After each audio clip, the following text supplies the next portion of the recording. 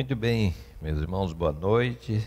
Que a bênção de Deus esteja sobre nós nesse dia 13 de junho, quando nós estamos aqui lembrando, né, do aniversário da nossa igreja, que foi tão abençoado nesse final de semana, tanto no sábado como no domingo, tanto sábado à noite como domingo de manhã, como domingo à noite. Foram 3 cultos de aniversário e 3 cultos que Deus nos abençoou muito nessa comemoração. Foi bênção, ouvimos aqui boas palavras, tanto pregada quanto cantada, louvor e adoração ao nosso Deus por esses 65 anos tão abençoados que Ele nos concede. E eu me lembrei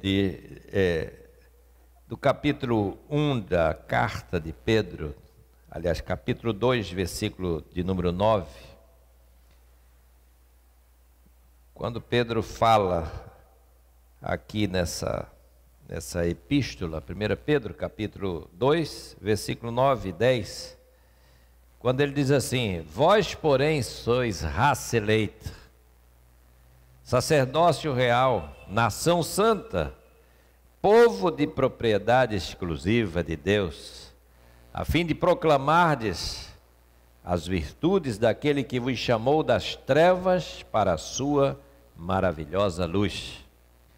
Vós sim que antes não erais povo, mas agora sois povo de Deus, que não tinhas alcançado misericórdia, mas agora alcançastes misericórdia. Pedro termina o capítulo 1 falando da ordem para a igreja, a comunidade, que pratique o amor entre si, a santidade da vida, a prática do amor, a santidade no amor. E é dessa maneira que nós devemos viver, colocar em prática essa nossa experiência, o ensinamento do Senhor. E Pedro diz, né, ele vai dizer no versículo 22, agora que vocês se purificaram, e purificaram aqui, purificaram moralmente, agora vocês devem viver uma experiência nova, renovada, uma experiência de fé, que consiste no modo digno de viver. Vocês devemos nos amar, por quê? Porque somos nascidos de novo, nascemos mediante essa palavra que nós recebemos, a palavra de Deus, a qual palavra ela é viva e permanece para todo sempre. Essa é a palavra que recebemos. Então Pedro apela para as Escrituras do Antigo Testamento, a fim de sustentar esse seu ensino, essa palavra. Ou seja, a palavra que permanece para sempre é a mesma palavra que foi pregada a cada um deles, a ele inclusive, aos apóstolos.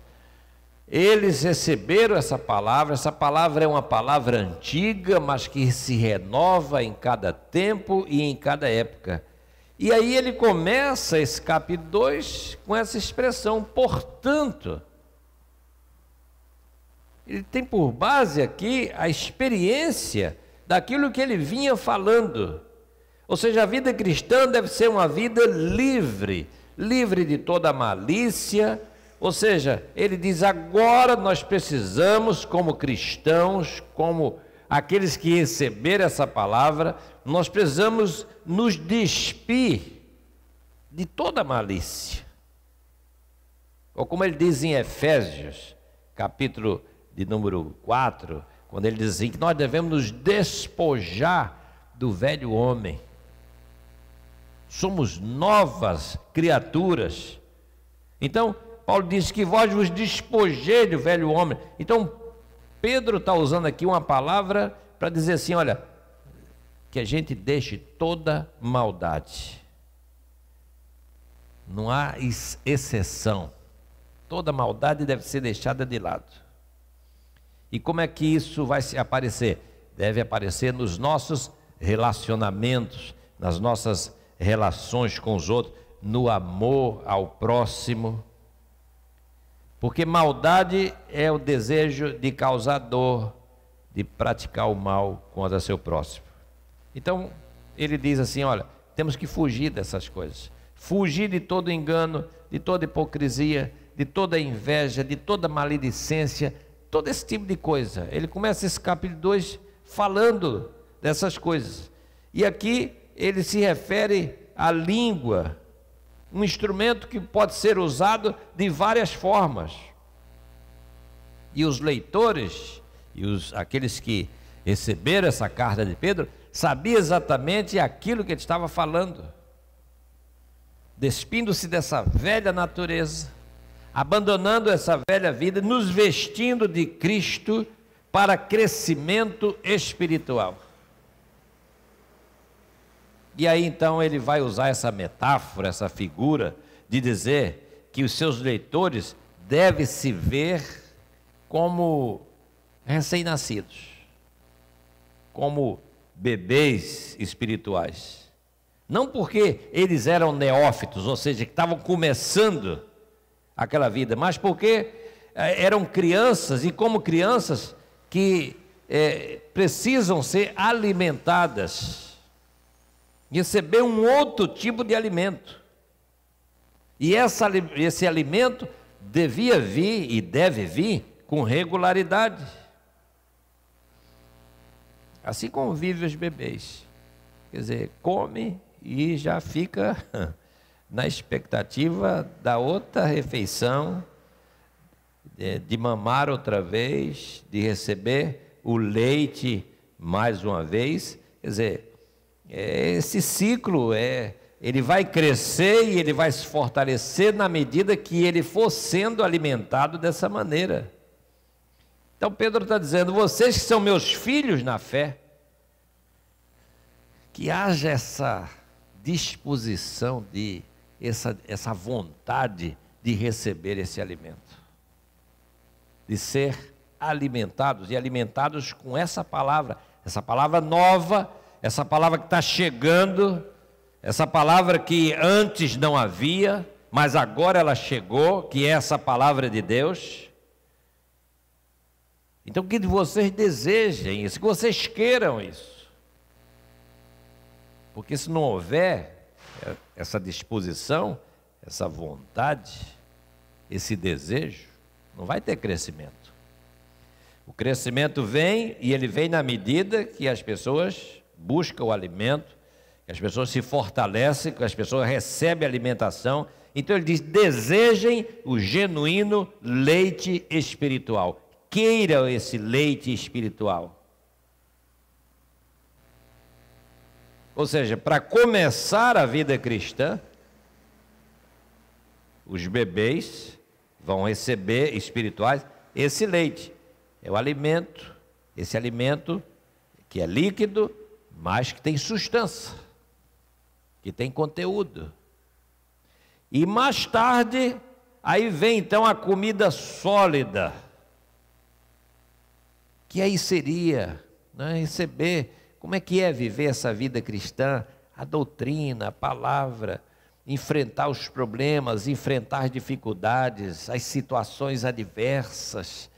Mas aí quando a gente é um crente amadurecido, vivido, experimentado, que passou todo tipo, toda sorte de dificuldade, esses problemas vêm e a maturidade faz com que a gente resista, a gente enfrente aqueles problemas, aquelas situações, mas agora nós estamos prontos para comer comida sólida. A gente está pronto para receber, a gente está pronto para enfrentar os problemas e as dificuldades. Nem todo crente está pronto para enfrentar os problemas e as dificuldades da vida. É preciso um amadurecimento. Quando o autor de Hebreus escreve a sua carta, lá no capítulo 5, ele diz assim, pelo tempo de vivência de vocês, vocês já deviam ser bem maduros. Vocês já têm tempo. Mas, infelizmente, é assim que Hebreus diz: vocês estão precisando como que começar de novo. Ou seja, não é o tempo que nos faz ser maduros. Não é porque eu tenho 20 anos, 30 anos frequentando a igreja que eu vou ser maduro espiritualmente. A maturidade pode vir antes, muito antes desse tempo. Mas é preciso haver aquela disposição em nós de querer. Eu quero crescer. Eu quero aprender. Eu quero saber. Eu quero mais. Eu quero essa leitura, eu quero essa palavra na minha vida. Eu não sei de nada, mas eu quero crescer no conhecimento. Crescer na graça, mas crescer também no conhecimento. Então o autor de Hebreus, ele se lamenta com os seus leitores, dizendo: olha, pelo tempo era para ser maduros. Pelo tempo que vocês já estão aqui, era para ter maturidade. Mas infelizmente isso não aconteceu. Ou seja, existe cristão, crente velho e imaturo, e existe cristão novo, maduro, que amadureceu. Por quê? Porque é uma questão de quem está se alimentando, quem está buscando esse genuíno leite espiritual primeiro, para depois receber a comida sólida, para depois receber aquilo que é a doutrina, aquilo que é a palavra. Evangelho é uma coisa assim, de crescimento. E Pedro está dando o caminho para essas pessoas, esse que compõem esse povo de Deus, qual é a maneira que nós vamos crescer. Então ele fala aqui, olha, vocês um dia vão provar comida sólida, mas vocês vão provar comida sólida quando vocês estiverem amadurecidos. E quando passar algum tipo de experiência. Porque existe alimento que não é como esse aqui no versículo 2, genuíno leite. Às vezes o leite não é genuíno, como às vezes a doutrina, o ensino não é genuíno também, não é correto. Existe leite adulterado, como existe palavra adulterada também. Tem palavra que parece palavra de Deus, mas não é palavra de Deus. É palavra de alguém que está falando umas coisas e ela diz assim, é de Deus. Mas o verdadeiro crente, ele, conhecedor da palavra, ele sabe quando a palavra é de Deus e quando ela não é de Deus. Os crentes lá de Bereia escutavam o sermão, escutavam a mensagem, iam para casa, vamos conferir, ver se o pregador falou as coisas corretas, ver se é certo. Priscila e Áquila ouviu Apolo pregar um dia, depois deixaram o sermão terminar, não interromperam não, deixaram, Apolo pregou, quando cumprimentou o povo na porta, sei lá. Depois chamou Apolo à parte, disse, ó, você é um camarada que tem boa dicção, boa fala, mas está faltando alguma coisa aí. E aí o livro de Atos diz assim, e aí com precisão, ensinaram, falaram para Apolo dos caminhos do Senhor. Alguma aula ele tinha perdido.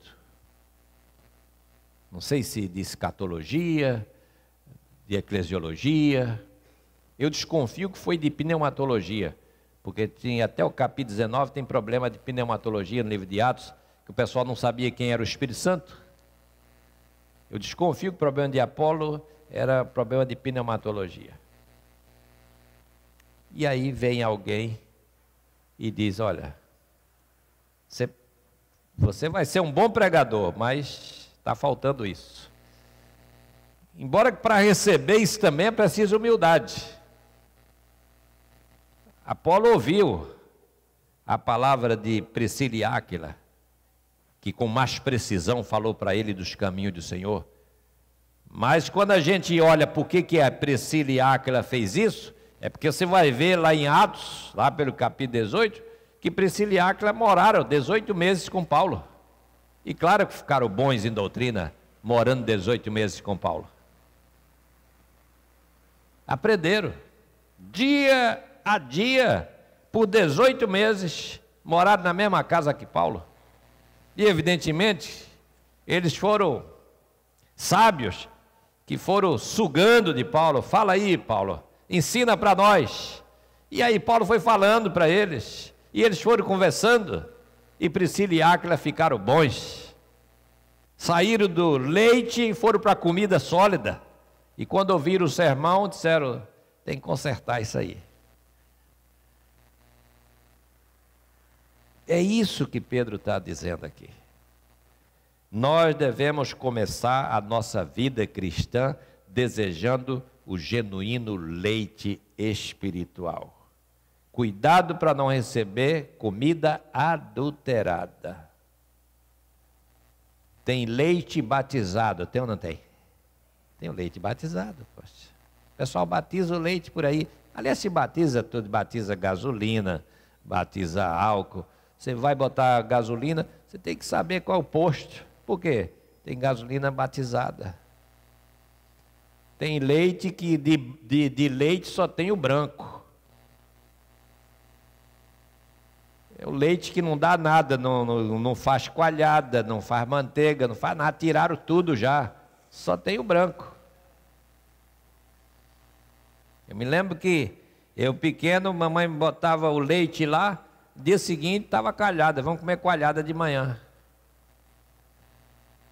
Entende? Mas aquilo era um leite genuíno. Saiu da vaca e estava lá. Entende? Genuíno leite. Pedro está dizendo assim, cuidado com o leite que vão comer e beber. Porque nem todo leite é genuíno. O genuíno leite espiritual é aquele que vem direto da palavra de Deus.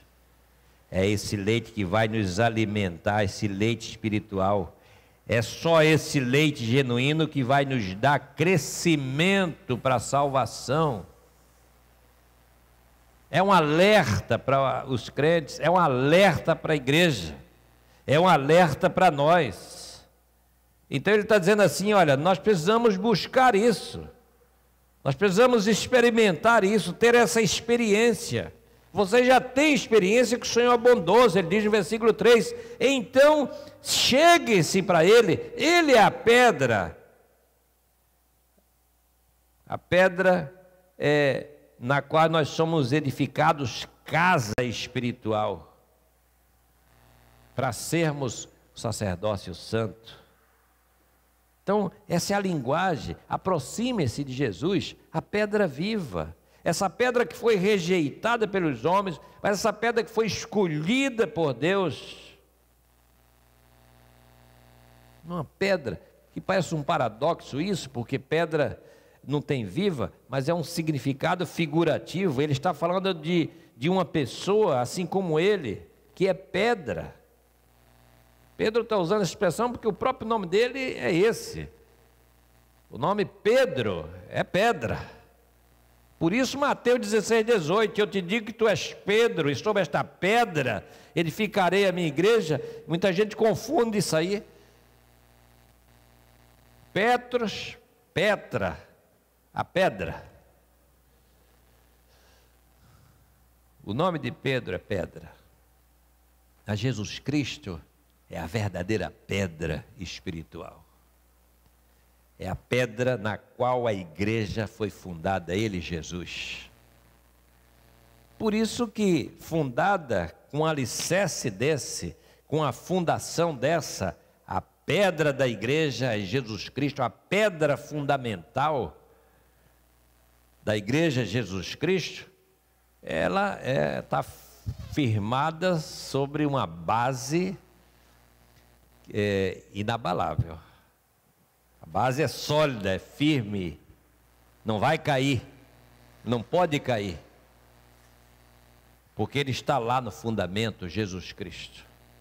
Ao mesmo tempo que Jesus é a pedra fundamento, ele é também, como diz o Salmo, ele é também a pedra que os construtores rejeitaram, porque era a última pedra da construção.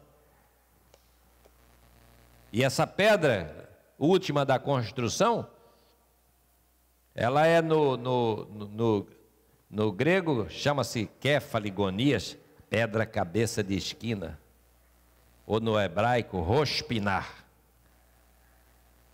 Pedra cabeça de esquina. Era a última pedrazinha assim. Os construtores viram aquela pedra, essa pedra não encaixa com nada, deixa ela para lá. Essa pedra não encaixa, que as pedras eram assim. As pedras fechava, nem ventilação. Aí está uma pedra lá assim, essa pedra não tem, deixa para lá. Os construtores rejeitaram essa pedra. Só que sem ela, a construção também não termina. Por isso que Jesus é o alfa e o ômega, o princípio e o fim, o primeiro e o último. Esse é o sentido. Ele está na base da igreja, da fundação da igreja. Ele é o fundamento da igreja, mas ele também é o cabeça da igreja. Isso é doutrina, isso é a palavra, isso é a instrução cristã para nós. Então, rejeitaram, mas essa pedra não pode ser rejeitada. Então, Pedro aqui ele vai falando, né? E ele usa então a figura, nós também, quem somos nós? Olha, nós somos como pedras vivas, edificados como casa espiritual, como a casa, a igreja de Jesus Cristo. Nós somos essa construção, nós estamos sendo edificados nessa rocha.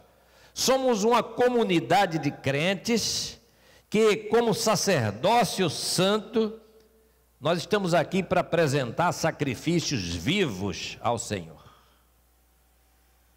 Então essa expressão aqui, sacerdócio santo, significa que todo cristão é um sacerdote na casa de Deus. Não é mais como o Antigo Testamento, que tinha lá o seu sacerdote. Igrejas cristãs, protestantes, nós não temos mais o pastor ou o líder como um sacerdote, porque o sacerdote faz a mediação. O nosso sacerdote é Cristo, ele é o mediador. E aí Lutero vem na reforma e diz assim, olha, deixa eu explicar para vocês, o sacerdócio é universal, o sacerdócio é de todos os santos, todos nós somos sacerdotes, ou seja, todos nós temos livre acesso a chegar à presença de Deus. Nós não precisamos de mediador humano, mas nós podemos chegar à presença de Deus. Somos sacerdotes. Esse sacerdócio é universal. Isso nos diferencia, por exemplo, da igreja, de outras igrejas. Mas quando a gente diz assim, eu sou protestante, por exemplo, eu estou dizendo em outras palavras, eu creio no sacerdócio universal, todos os crentes. Eu sou cristão e sou cristão reformado, por isso, porque eu creio nessa doutrina. Eu creio que é dessa forma. Isso é um fundamento, isso é um princípio. Então, nós não precisamos apresentar sacrifício para remover pecado de culpa, não. Cristo já fez isso uma vez por todas, Hebreus capítulo 9, versículo 28, Jesus Cristo já fez isso de uma vez para todo sempre. Os nossos sacrifícios agora são sacrifícios de gratidão. E ele diz assim: esse sacrifício é o resultado de lábios que confessam o nome do Senhor Jesus Cristo. Então ele diz: olha, para aqueles que rejeitaram, Jesus se tornou pedra de tropeço. Esse tropeço se dá pela desobediência da mensagem, se dá por essas razões. Pedro está dizendo: mas nós depositamos a nossa fé em Jesus Cristo. Portanto, para a gente caminhando aqui para o fim, né, ele vai dizer, né, e a sequência de Pedro falou, olha, de incredulidade, né, desobediência, queda, ruína, para aqueles que estão cheios de incredulidade no seu coração. Esses que tropeçaram veem Cristo como um inimigo, pois escolheram ser amigo do mundo, como diz Tiago no capítulo 4, no versículo 4. Eles tocaram a pedra com o pé e caíram, tropeçaram nela. É como Jonas, o profeta que tropeçou na graça de Deus. Ele foi enviado para pregar, mas ele não acreditava no arrependimento. E aí quando o pessoal se arrepende, ele não compreende nada. É o profeta na contramão. É o profeta que vai em outra direção, que vai do outro lado. É o profeta que tropeça na graça. Não percebe que o Evangelho é a palavra de Deus com poder de transformar vidas, de mudar vidas, de mexer comigo de tal maneira que faz de mim uma nova pessoa e uma nova criatura. Ou seja, não tem espaço para o fatalismo. Não somos nós que decidimos ser salvos. A Escritura afirma que o Senhor, que Deus é quem salva as pessoas. No processo de salvação, Deus tem papel ativo. Ele é o agente da salvação.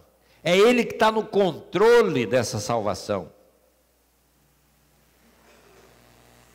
Essa é a ação de Deus, esse é o método de Deus. Então, aqui nos versos finais, Pedro comunica aos crentes. É uma comunicação que ele faz. Comunica as boas novas de que esse povo que foi eleito, chamado por Deus, ele tem privilégios tremendos, que às vezes nem percebe e nem sabe usar esses privilégios.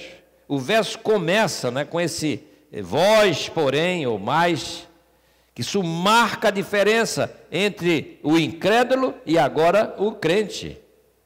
E ele enumera aqui as gloriosas riquezas dos crentes em termos que chega a ser assim algo incrível. Vocês são um povo escolhido. Vocês são uma raça eleita. Eleita por quem? Eleita por Deus. É Deus que nos elegeu.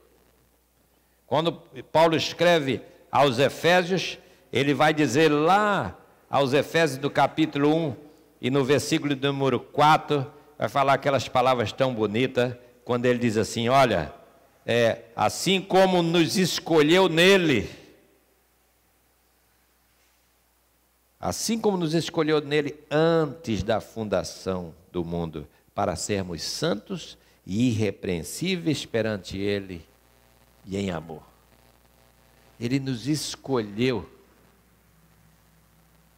antes da fundação do mundo.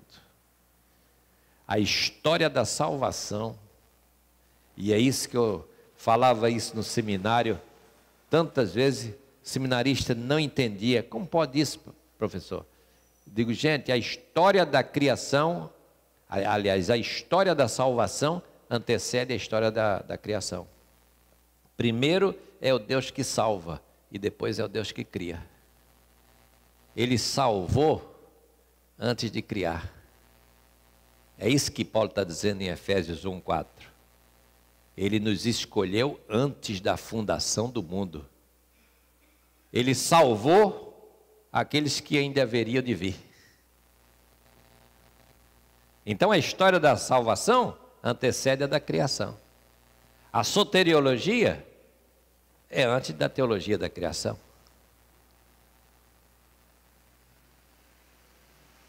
Isso é teologia. Isso é doutrina. Nós fomos escolhidos nele. Então nós somos quem? Nós somos um povo escolhido, nós somos uma nação santa, nós somos um povo pertencente a Deus. Agora, para quê? Aí ele vai concluir. Não é para dizer só assim, eu sou. Ele vai dizer e ele vai explicar. A fim de, aí vem a missão. Versículo 9. A fim de proclamardes as virtudes daquele que vos chamou das trevas para a sua maravilhosa luz.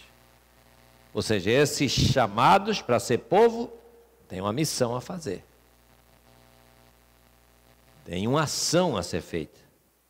Vocês antes não eram povo, mas agora vocês são povo. Não tinham alcançado misericórdia, mas agora alcançaram misericórdia. Somos agraciados, privilegiados por esse tão grande amor de Deus. Então nós devemos estar cientes da nossa posição. Nós estamos aí, nós somos membros da realeza santa, desse povo gestado, criado por Deus. Por isso, meus irmãos, essa palavra de hoje, que para nós é tão significativa nesse dia 13 de junho, dia da fundação dessa igreja aqui nesse lugar, 13 de junho de 1953, essa igreja foi plantada aqui nesse lugar, organizada nesse lugar. E aí Deus disse assim, olha, vocês vão ficar ali, vocês são meu povo ali naquele lugar.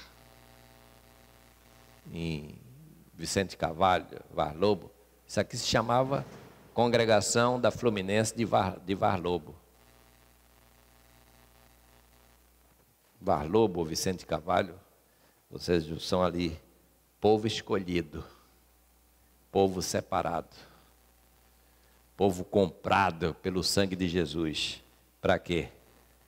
Finalzinho do verso 9.